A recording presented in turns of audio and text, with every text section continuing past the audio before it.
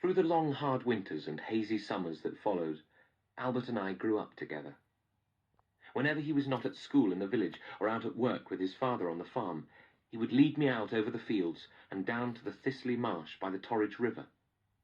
Here, on the only level ground on the farm, he began my training, just walking and trotting me up and down, and later on lunging me first one way and then the other. On the way back to the farm, he would allow me to follow on at my own speed, and I learnt to come at his whistle, not out of obedience, but because I always wanted to be with him. His whistle imitated the stuttering call of an owl. It was a call I never refused, and I would never forget. Old Zoe, my only other companion, was often away all day, ploughing and harrowing, cutting and turning out on the farm, and so I was left on my own much of the time. Out in the fields in the summertime this was bearable, because I could always hear her working and call out to her. But shut in the loneliness of the stable in the winter, all day could pass without seeing or hearing a soul. As Albert had promised, it was he who cared for me, but his father did not turn out to be the monster I had expected. From time to time he could even be quite friendly, but I was never quite able to trust him, not after our first encounter. On every Tuesday, however, Albert's father could still be relied upon to get drunk, and on his return, Albert would find some pretext to be with me, to ensure that he never came near me. On one such autumn evening, about 2 years after I came to the farm, Albert was up in the church ringing the bells. As a precaution, he had put me in the stable with old Zoe, as he always did on Tuesday evenings. "You'll be safer together.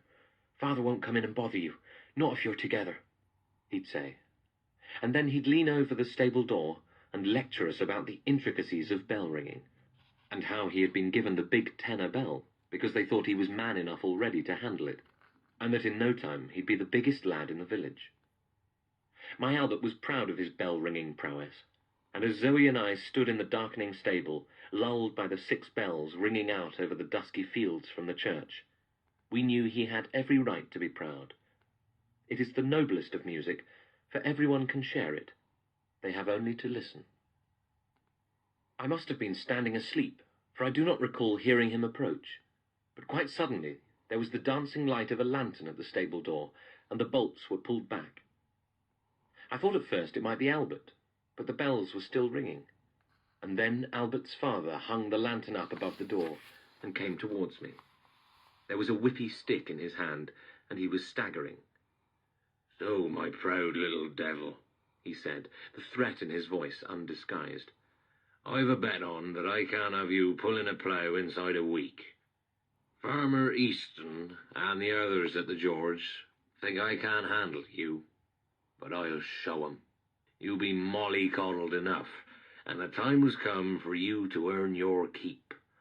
I'm going to try some collars on you this evening, and then tomorrow we'll start ploughing. Give me trouble, and I'll whip you till you bleed." Old Zoe whinnied her warning, but she need not have, for I sensed his intention. Terrified, I knew I could not run, for there was nowhere to go. So I put my back to him and lashed out behind me. I heard a cry of pain and turned to see him crawling out of the stable door, dragging one leg stiffly behind him and muttering words of vengeance. That next morning, both Albert and his father came out together to the stables. His father was walking with a pronounced limp. They were carrying a collar each, and I could see that Albert had been crying.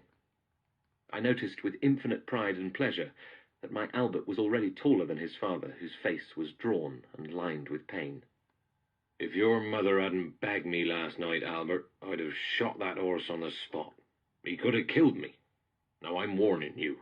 If that animal is not ploughing straight as an arrow inside a week, he'll be sold on, so it's up to you. He's wild and vicious, and unless you make it your business to tame him and train him, he's going. That horse has got to learn how to work." "Father," said Albert with resolution in his voice, "I'll train Joey. I'll train him in a plough all right. But you must promise never to raise a stick to him again. He can't be handled in that way. I know him, Father. I know him as if he were my own brother." "You train him, Albert. You handle him. Don't care how you do it. I don't want to know," said his father dismissively. "I'll not go near the brute again. I'd shoot him first.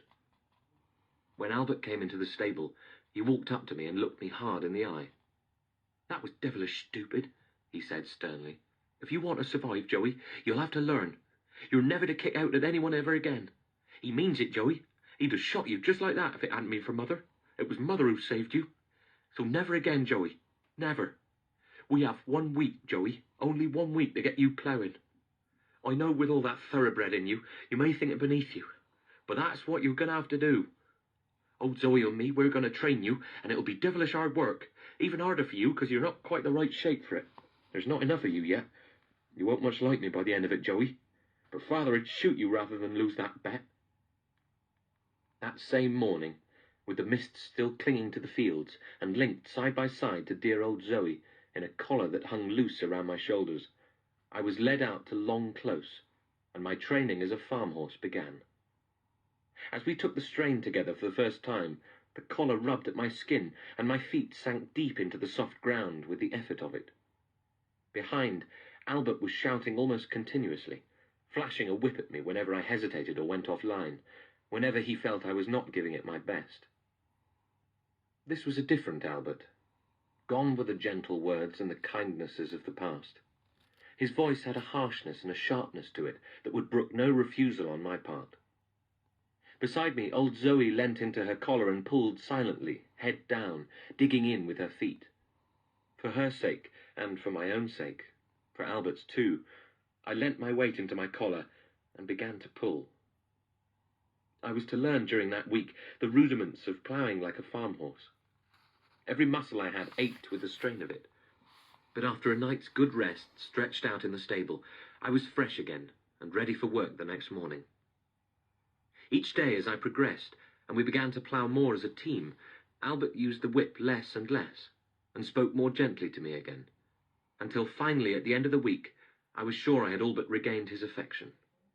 Then, one afternoon, after we had finished the headland around Long Close, he unhitched the plough and put an arm around each of us.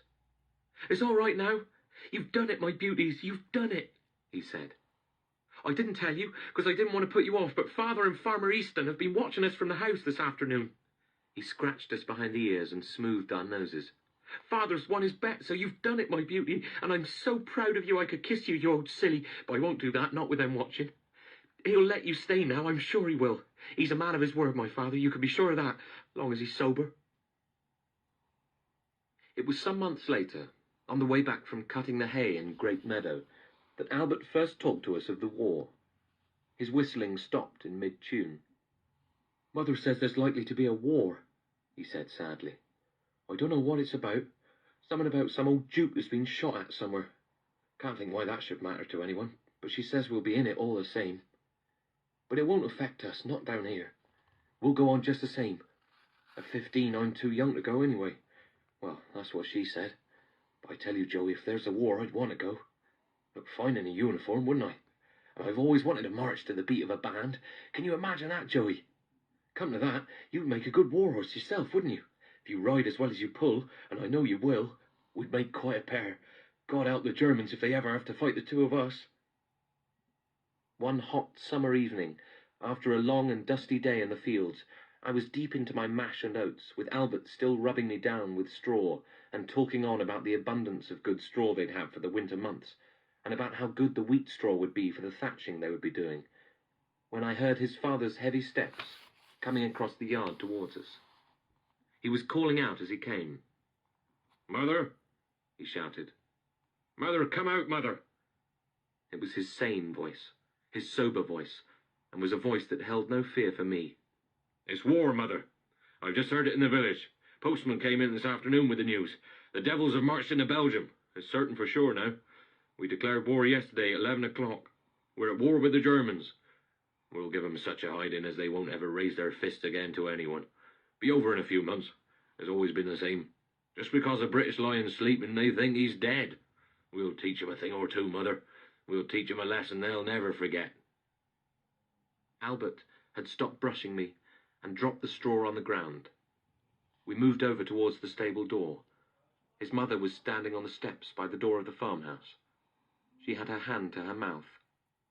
"Oh, dear God," she said softly. Oh, dear God.